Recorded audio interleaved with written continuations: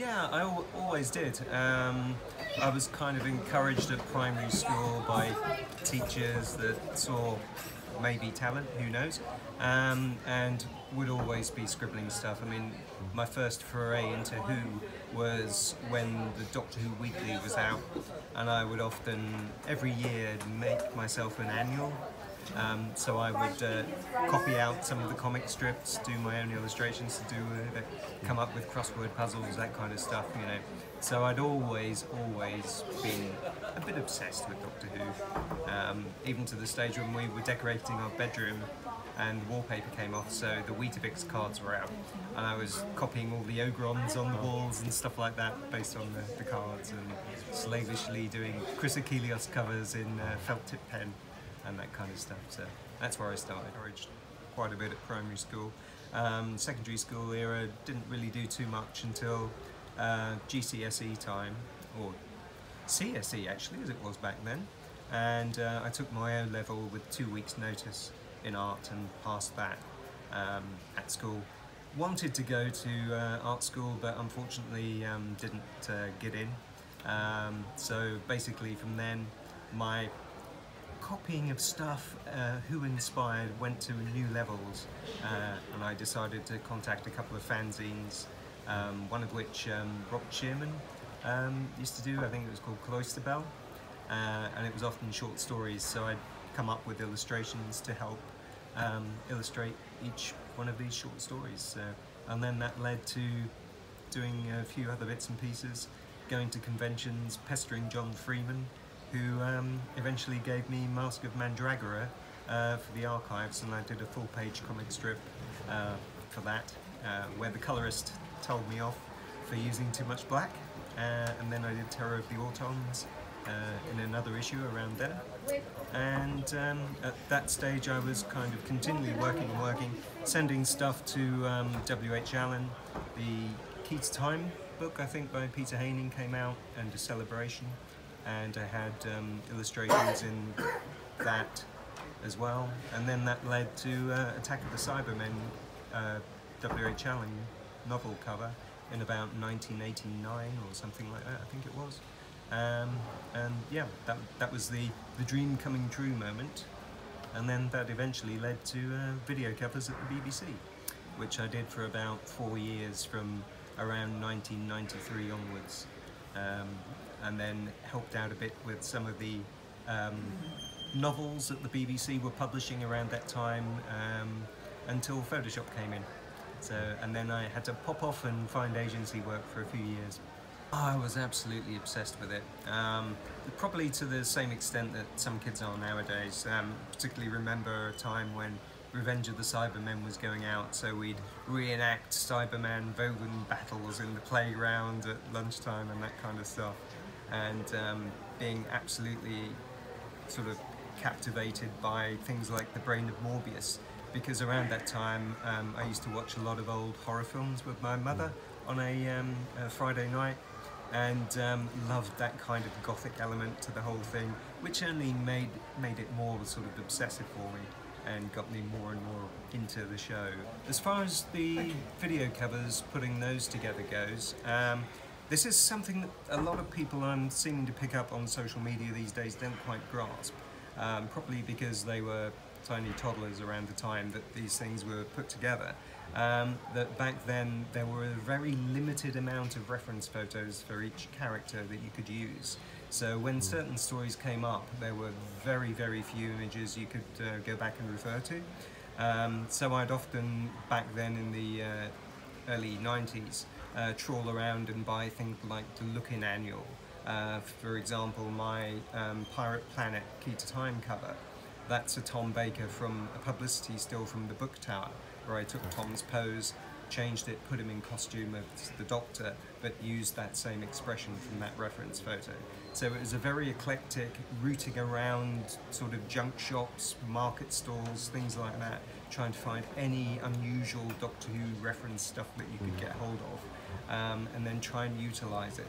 Whereas nowadays, unfortunately, it's just I'll just search this story and there you've got about 80 images pop up, and it's an absolute luxury to choose from nowadays. So yeah, that's kind of how the process went. I'd often think about a story and try and work elements of the plot into the cover as well. For instance, the Green Death VHS. If you look at the cover for that and look down at John Pertwee's cuff on one of his hands, the shape of the cuff and the way it falls, I've then turned that into the green slime oozing down into the maggot pit and things like that. I would always like to try and pull some elements of the show that you wouldn't perhaps expect into the covers when I had the time, because often things like Inferno, I painted that in about 3 days in total. I think Revelation of the Daleks was due to be released, and for some reason that was pulled at the 11th hour, and I was due to go on honeymoon to New York, flights booked and everything, and I had a phone call saying, can you do Inferno please, and we need it in 4 days. So it was then do a quick sketch, fax it, ask your parents, got that photocopied, reduced, faxed, sent out, approved, started working on the painting, and had 3 days to get it finished and posted to the BBC before I went off to New York. So that was a bit crazy. So it was all a very hectic, always a kind of a short period of time you're allowed to work on these covers, which was something that I always kind of railed against. I always tried to say, please can you tell me the releases that are coming up so I can at least research them and get the material ready to start to think about and compile and re-watch the story. So that would help me then pull out other things. For example, the Armageddon Factor, very little of the shadow was available. So that was pausing an Australian VHS pirate copy and sketching from on screen the shadow in this particular pose and making notes on the costume, the colours, that kind of thing, and then do the painting from that reference sketch. So it was a very different time, and I think a lot of people don't quite appreciate it as much as they should, but there you go, that's kind of how it was. Yeah, this is going back some time. It was around the time that I think Peter Haining's Key to Time book was coming out, and I just had some illustrations popped into that. And my first DWAS event was DWAS Social 5. So what year that would have been, I don't know. That would have been like late 80s, I would have thought. And yeah, I came down to London on my own, brought a handful of black and white prints. Good God, man, it's Mr. Chesterton. Hello, sir. Hello. That was amazing. Sorry, how surreal. So it was DWAS Social 5, which would have been the late 80s. I took a handful of my black and white illustrations from Key to Time down with me. I got chatting to Stuart Evans, who was doing his Daleks kits and Cybermen kits, and he graciously allowed me a corner of his table to sell some prints.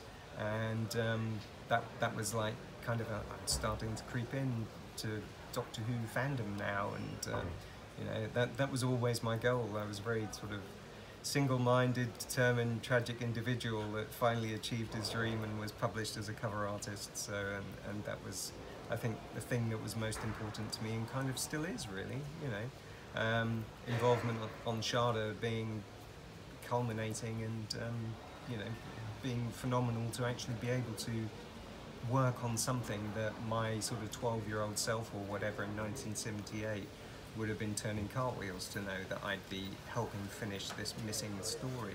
So yeah, my involvement with DWAS lasted for quite a few years, yeah, until I started kind of getting a bit more publishing work, and then didn't really have the time to axe off weekends to come down to events and just see all these amazing people on panels and things. So, but I was very fortunate because I was able to meet people like Mary Tam, Liz Sladen, and it was just awesome to see them, and I'm so glad I was able to do that back then, which, if I'd have not been interested in the DWAS, I would never have had the chance, and I'd have kicked myself if I hadn't.